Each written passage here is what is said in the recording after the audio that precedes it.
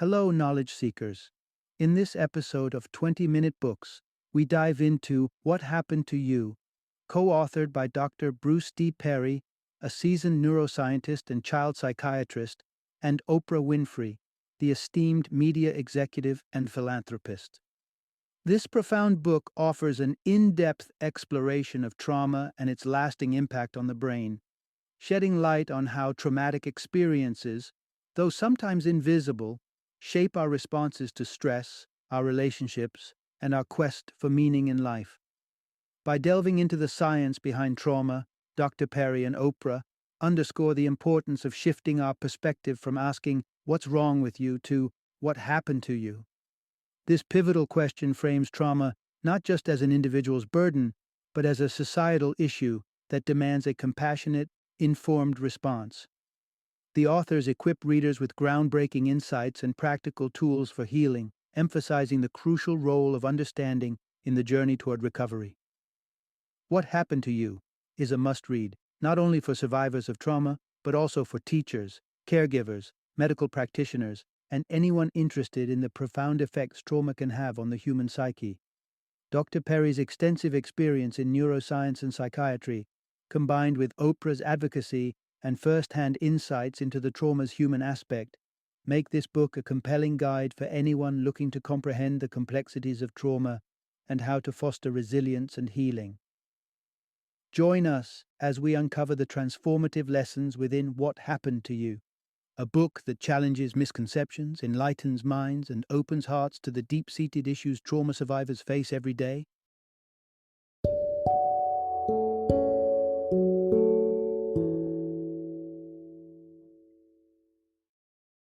What Happened to You?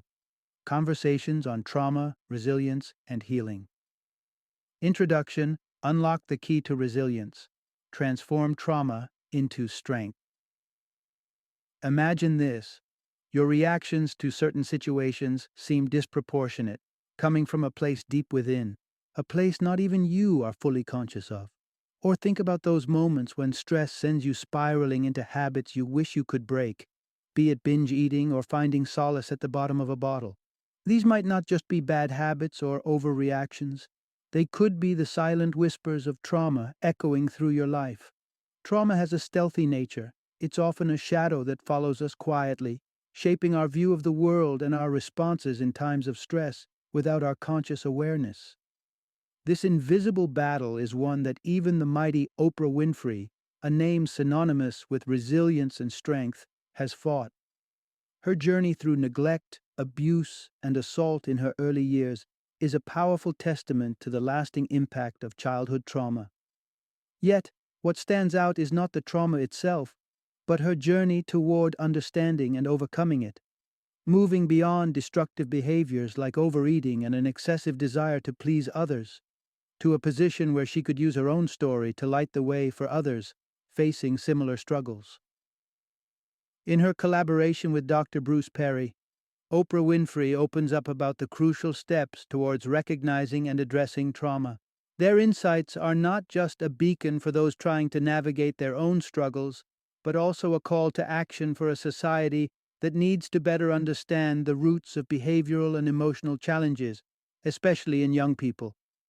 Drawing from Oprah's life and the joint wisdom of both her and Dr. Perry, you are invited to explore the depths of trauma, not as a life sentence, but as a starting point for a journey towards deeper self-understanding and resilience.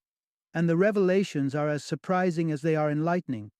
For instance, who would have thought that something as simple and joyful as dancing could serve as a key to unlocking some of the shackles of trauma? Or the illuminating connection between seemingly unbreakable cycles of addiction and the hidden traumas that feed them? The dialogue between Oprah Winfrey and Dr. Bruce Perry is more than just an exploration of trauma. It's a roadmap to transforming our darkest experiences into our greatest strengths. Through their shared insights, you'll discover how a touch of stress can actually be a catalyst for growth, and how understanding the underpinnings of trauma can offer not just healing, but a newfound resilience. This journey is a profound reminder that the quest to understand our deepest selves, to ask, "What happened to you?" instead of "What's wrong with you?" is perhaps the most crucial step we can take towards not just healing, but thriving beyond our traumas. Part 1. The Childhood Echoes That Shape Our Minds. Picture a young Oprah Winfrey grappling with a profound sense of loneliness that no child should have to bear. Her earliest memories are not of warm hugs or bedtime stories, but a stark realization of feeling unwanted. Born to a teenage mother struggling with the financial and emotional demands of parenthood, Oprah's early years were a carousel of caretakers, none of whom provided the nurturing she yearned for. Instead, she encountered neglect and severe discipline that left indelible marks, not just on her psyche, but on the development of her brain itself. This narrative is a testament to a powerful truth. Our brains, particularly in the tender stages of childhood, are intricately molded by our experiences. In the critical formative years of life, the part of the brain responsible for rational thought, the cortex, is still under construction, taking roughly 3 years to fully develop. It's a common misconception that early traumas, particularly those suffered by children under this age, are somehow less impactful because of their presumed inability to remember them. This couldn't be further from the truth. In reality, early experiences, especially traumatic ones, are profoundly instrumental in shaping the brain's development. During infancy, the brain develops at a breathtaking pace, with 20,000 new neurons being created every second, capturing every experience in a unique personal codebook. Consider Samuel, a young boy subjected to his father's physical abuse, a horror that ceased only with intervention from Child Protective Services. Despite facing numerous challenges in foster care, Samuel had begun to find his footing in a group home, showing promising signs of progress until an unforeseen trigger at school set him on a path of aggression and withdrawal. The unexpected catalyst, the scent of Old Spice cologne worn by his new teacher, the same scent that lingered on his abusive father. This seemingly innocuous detail was for Samuel a direct line to his traumatic past, triggering responses coded in his brain from those terrifying experiences. It wasn't until Dr. Perry identified the connection that a simple yet profound solution emerged. A change of cologne by Samuel's teacher led to a dramatic transformation in Samuel's behavior. This illuminating story underscores the significance of the question, what happened to you? Especially, what happened to you in your early years? For Oprah, unraveling the threads of her own traumatic childhood has been a journey of healing and understanding. The insights gained from this exploration are not merely personal, they offer a universal blueprint for deciphering the complex language of trauma. Understanding one's personal codebook can unveil the roots of behaviors that, on the surface, seem bewildering, guiding us toward healing the scars left by our earliest experiences. Part 2. Understanding the Brain, the Key to Healing Trauma. Imagine the scene. A romantic date turned chaotic in an instant. This was the reality for Mike Roseman, a war veteran whose evening out was shattered when a car backfiring, a sound eerily reminiscent of gunfire, sent him into a state of terror. Without conscious thought, Roseman found himself reacting as if on the battlefield, his actions born from a deeply ingrained survival instinct honed during the Korean War 3 decades prior. The incident starkly illustrates a critical truth. Understanding the intricate workings of the brain is essential in addressing and healing trauma. Here lies the crux of the matter. Traumatic memories aren't just stored in the brain's cortex, where rational thought prevails, but also in the primal brainstem, the first to process external stimuli. This dual storage means that signals of danger, real or perceived, can trigger an immediate survival response, bypassing any rational evaluation of the threat. Roseman's experience is a textbook example of this mechanism in action. Despite the absence of any real danger in his environment, the familiar sound of gunfire catapulted his brain into a state of high alert, compelling him to dive for cover. Dr. Bruce Perry, a seasoned trauma specialist, knows all too well the challenges of treating individuals with experiences like Roseman's. His extensive work with survivors has underscored the necessity of therapeutic interventions that account for the brain's segmented processing of trauma. Enter the neurosequential model, Perry's pioneering framework designed to guide therapists and educators in their work with trauma affected individuals. This model emphasizes the importance of first addressing the activated survival systems, essentially calming the brainstem, before any higher level processing or cognitive therapy can be effective. In practical terms, this meant helping Roseman develop strategies not just for managing potential triggers, but for fundamentally recalibrating his stress response. By improving his sleep patterns, incorporating regular exercise, and integrating stress reducing practices like massage, Perry aimed to soothe Roseman's overactive survival instincts. These foundational steps were critical in bringing his brain to a state where it could engage with the rational, contemplative capacities of the cortex. The transformation for Roseman, as it is for many navigating the aftermath of trauma, began with understanding the nuanced interplay between different parts of the brain under stress. Only by tempering the immediate primal reactions rooted in the brainstem can individuals begin to access the cortex's capacity for logic and reasoned thought, paving the way for genuine healing and recovery. Part 3. Mastering Self-Regulation, a Path to Healing from Trauma. Imagine Oprah Winfrey at the start of her journalism career, a beacon of ambition, powering through 100-hour weeks, tirelessly pursuing excellence. Despite her dedication and success, there was a hidden struggle.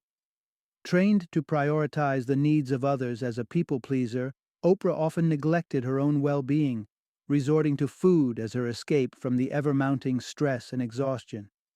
This pattern, deeply rooted in her experiences of abuse, highlights a critical challenge many trauma survivors face: recognizing and responding to their own needs and signals of distress. This brings us to a vital realization.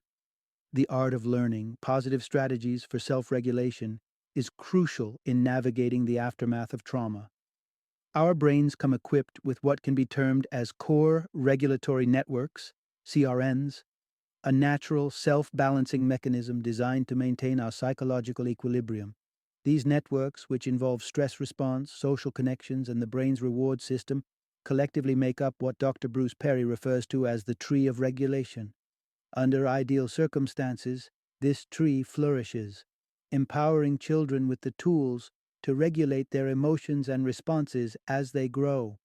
However, the tree can become stunted or grow askew when a child's caregivers fail to meet their emotional and physical needs consistently.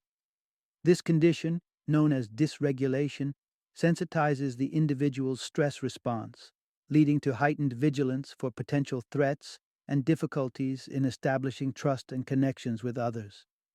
As a result, alternative, often harmful, methods of coping, such as substance abuse, self-harm, or eating disorders, become alluring, offering temporary solace, but ultimately reinforcing a cycle of distress and dysregulation.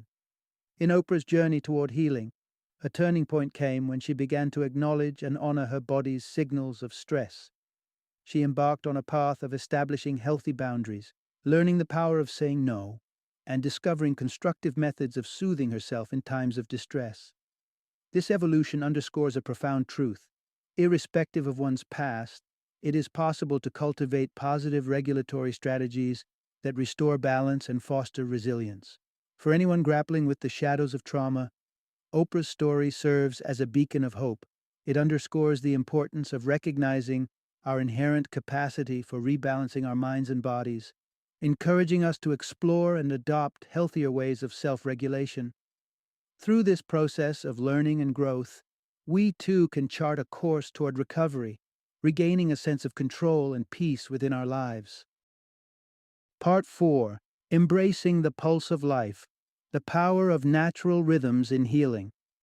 Pause for a moment and place your hand gently over your heart. Feel the reassuring, steady rhythm of your heartbeat. This simple act connects you to the most primal rhythm you've ever known, one that began in the womb. Embedded in the comforting heartbeat of our mothers, we've been attuned to the cadence of safety and continuity from our earliest existence. This innate connection to rhythm doesn't diminish as we grow. Rather, it remains a cornerstone of our mental and emotional well-being. The essence of healing from trauma lies in reconnecting with these natural rhythms. Once upon a time, our ancestors' lives ebbed and flowed with the natural rhythms of the earth, sunrise and sunset, the changing seasons, the cycle of growth and decay. Today, our connection to these organic patterns has been obscured by modern living, with its anytime access to food, relentless noise, and the glow of screens disrupting our sleep. For those navigating the aftermath of trauma, with survival systems on high alert, the contemporary cacophony can be particularly unsettling.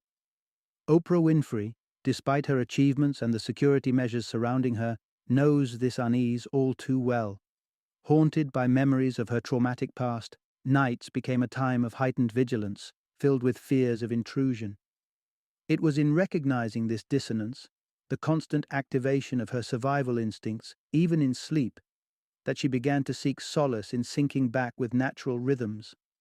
Oprah's journey towards tranquility has involved rekindling her relationship with the outdoors, allowing the steady cadence of her breath during walks and the cycles of the natural world to ground her.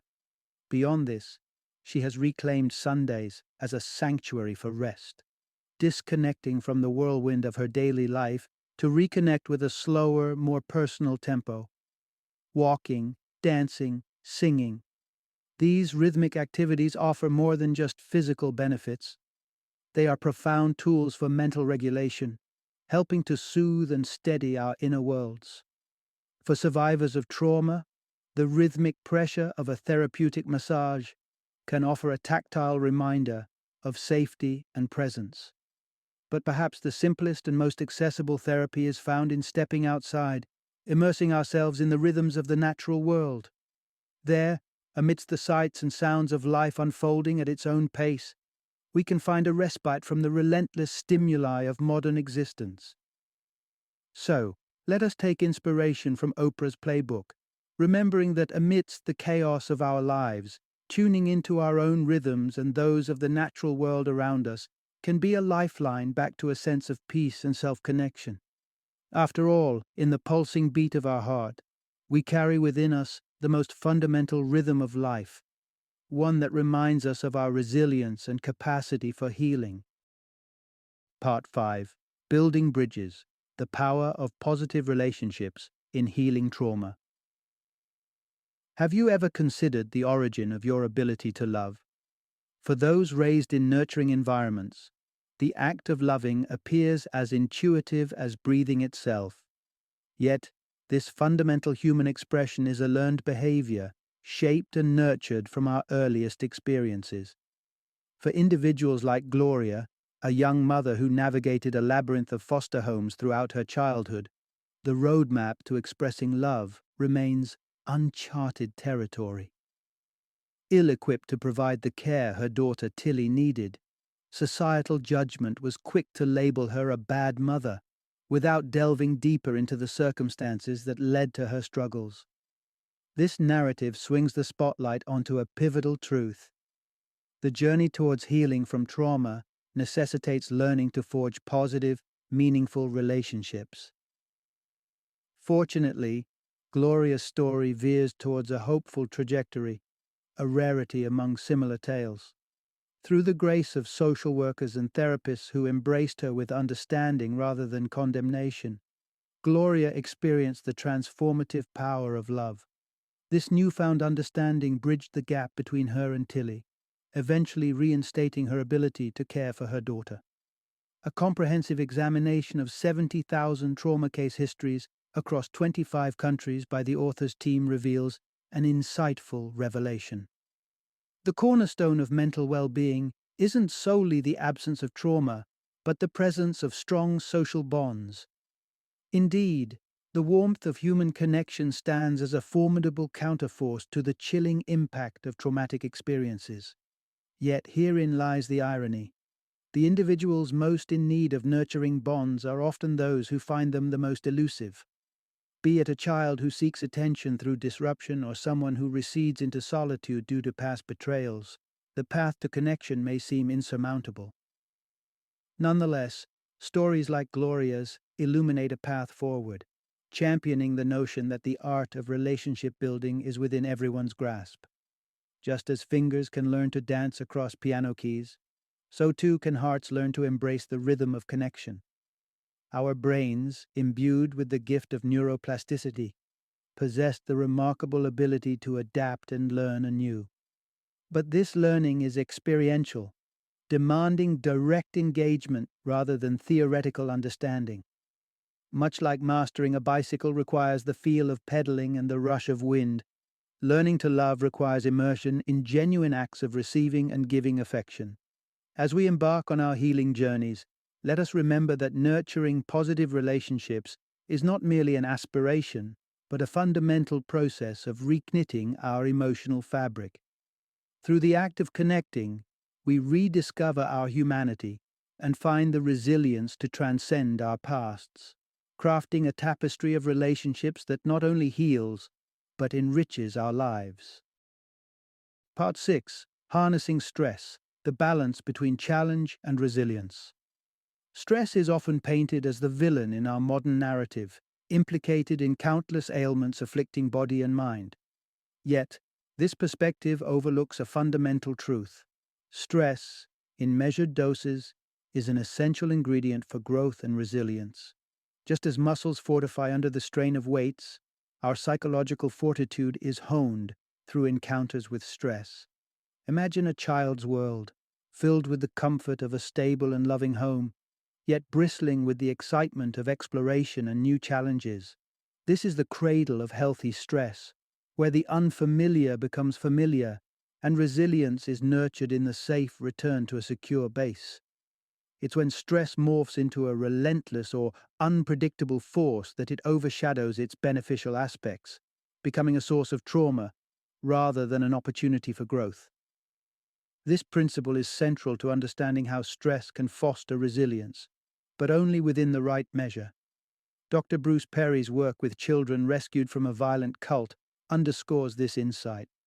For these children, life was a melange of unpredictability and fear, and traditional therapeutic interventions risked exacerbating their sense of loss of control. Dr. Perry's approach was different.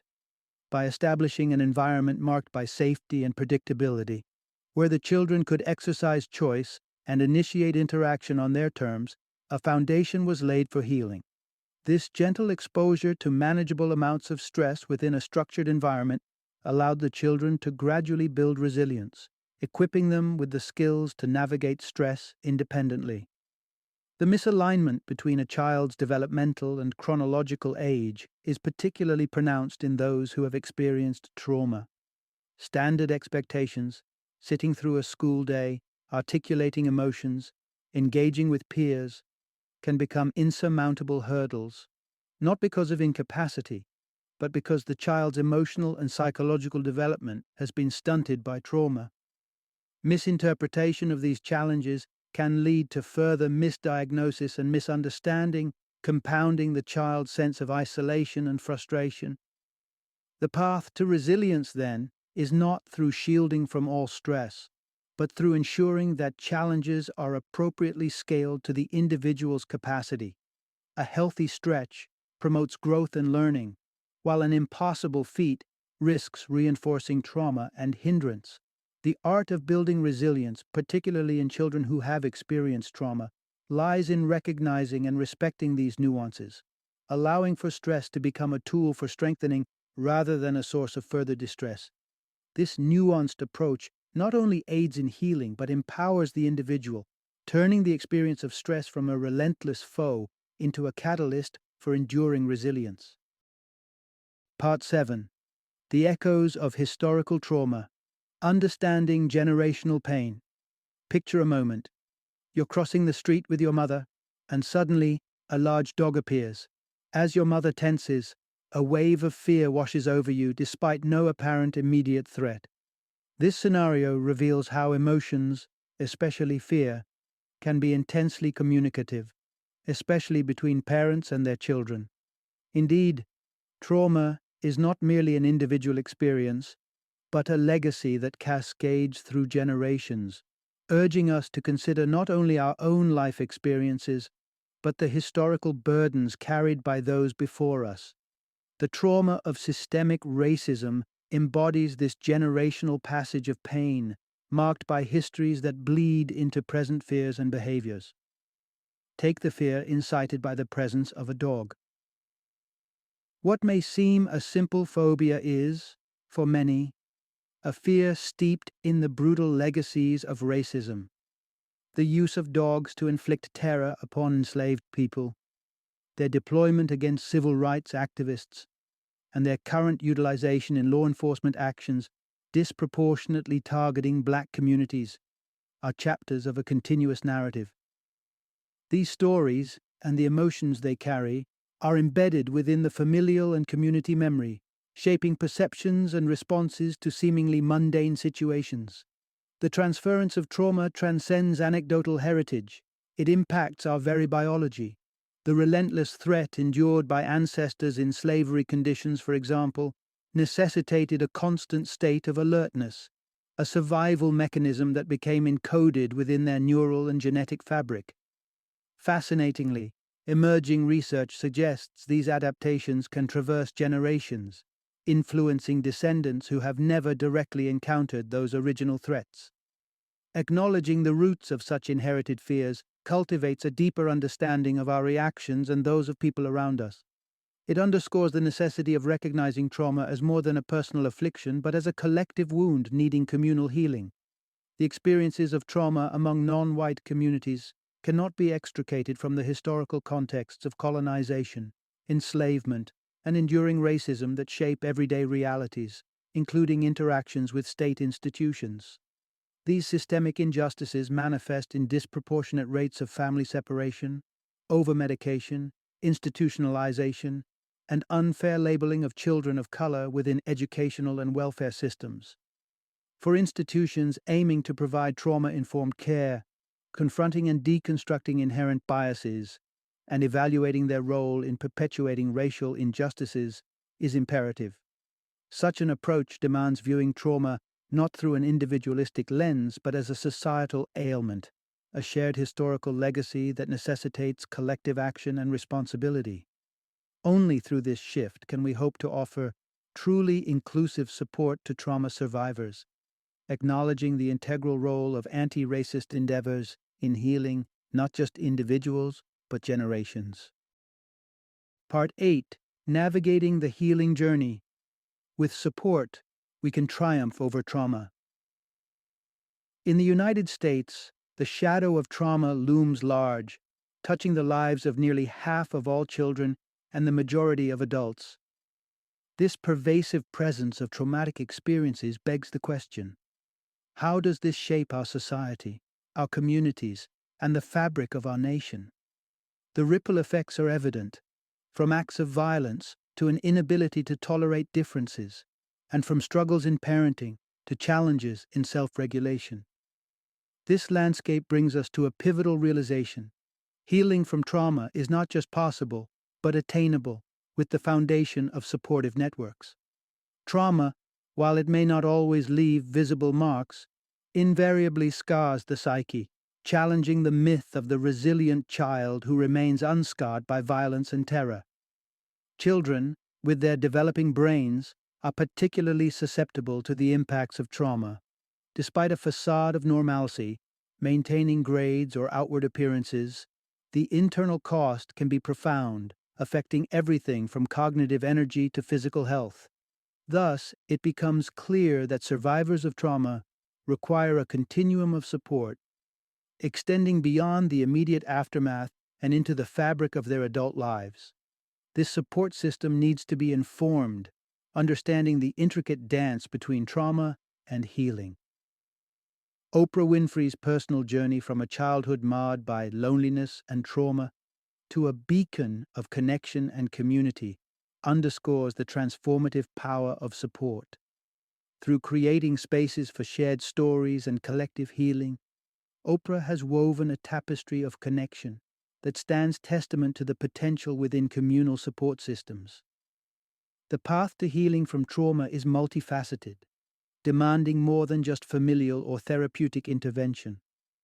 It calls for an embrace from a broader community: schools, workplaces, justice systems, and places of worship, all informed by a trauma-sensitive approach. This concept of trauma-informed communities can become a catalyst for not just surviving trauma, but thriving in its aftermath. With the right type of supportive environments, individuals navigating the stormy waters of trauma can find solace, understanding, and ultimately healing. It is through this collective embrace that we can transform traumatic experiences into well springs of strength and post-traumatic wisdom, proving that indeed, with the right support, overcoming trauma is not just an ideal but a tangible reality. Final summary. Trauma has the profound ability to reshape our minds, with its impact most profound during the tender years of childhood. It influences our stress responses and our capacities to rebound from challenges. Yet, despite its indelible mark, the path to resilience and recovery from trauma is illuminated by the connections we forge and the adaptive strategies we learn. Through consciously nurturing our relationships and learning constructive approaches to self-regulation, we have the power to rewire our responses to the echoes of past experiences. This narrative transcends the notion of trauma as a personal failing, highlighting its roots in broader societal afflictions, from the scourges of racism and systemic inequality to the struggles of poverty. Addressing trauma, therefore, is not merely an individual's journey, but a collective endeavor that calls for societal recognition and action. For those drawn to explore deeper into the intricacies of trauma and its effects on the brain, Dr. Bruce Perry's extensive work provides a wealth of insights. The Neurosequential Network and the Child Trauma Academy are valuable resources for delving into the science of childhood trauma, offering guidance and knowledge on nurturing resilience and healing within individuals and communities alike. Through a shared commitment to understanding and addressing trauma, we can pave the way for a future where resilience reigns and the shadows of trauma are dispelled by the light of collective support and understanding.